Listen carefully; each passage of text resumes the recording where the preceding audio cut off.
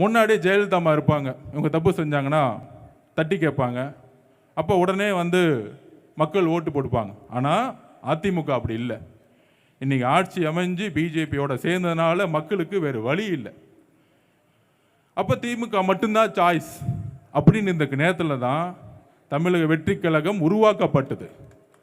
தமிழக வெற்றி கழகம் உருவாக்கப்பட்ட தலைவர் விஜய் அவர்கள் எக்காரணத்து கொண்டும் மத பெரும்பான்மைவாதிகளுடன் சேர மாட்டார். இந்த உலகத்துக்கும் தெரியும், மக்களுக்கு தெரியும்.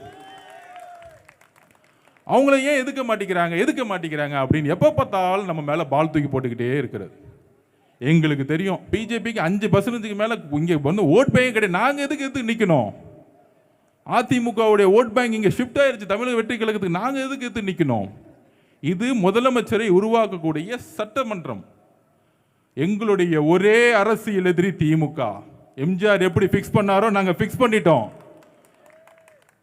மித்ததெல்லாம் நாங்கள் 29 ஃபிக்ஸ் பண்ணிக்குவோம். பிரைம் மினிஸ்டர் எலெக்ஷன் வரும்போது 29க்கு வாங்க. ஃபர்ஸ்ட் எலெக்ஷனில் செமிஃபைனலில் நாங்கள் அதிமுகவை ஜெயிச்சிட்டோம். ஓப்பனாக சொல்கிறோம், செமிஃபைனலில் நாங்கள் அதிமுகவை ஜெயிச்சிட்டோம்.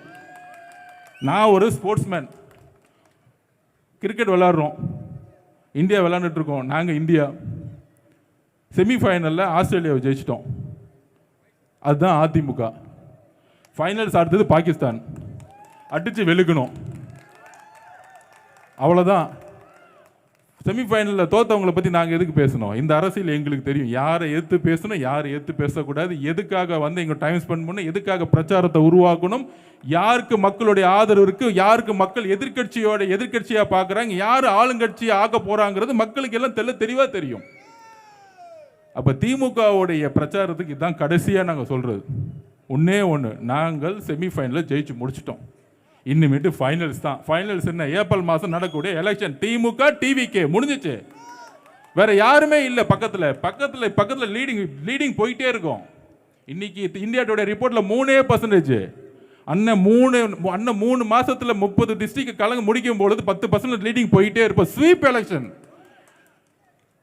அதுக்கு நான் பதில் சொல்லவா? திமுக 6 மாசத்துக்கு முன்னாடி என்ன சொன்னாங்க மேடையில்? எத்தனை தொகுதி ஜெயிப்போன்னு சொன்னாங்க? நீங்களே சொல்லுங்க, எத்தனை தொகுதி ஜெயிப்போன்னு சொன்னாங்க? 200 சொன்னாங்களா இல்லையா? இப்போ அந்த சத்தமே காணாம போயிருக்காதே, சொல்லியிருக்க மாட்டாங்களே. நாங்கள் முதலமைச்சர் நாங்கள் 200 தொகுதி ஜெயிப்போம், உதயநிதி அவர்கள் 200 தொகுதி ஜெயிப்போம் சொல்லியிருப்பாங்களா? சொல்லியிருக்க மாட்டாங்க. ஏன்? அதுதான் டிவிக்கு வந்த பிறகு 200 ஒரு சைபர் கட் பண்ணியாச்சு. சைபர்ஸ் போயிட்டே இருக்கு, ரிப்போர்ட் வேற மாதிரி போயிட்டே இருக்கு எவ்ரி வீக்.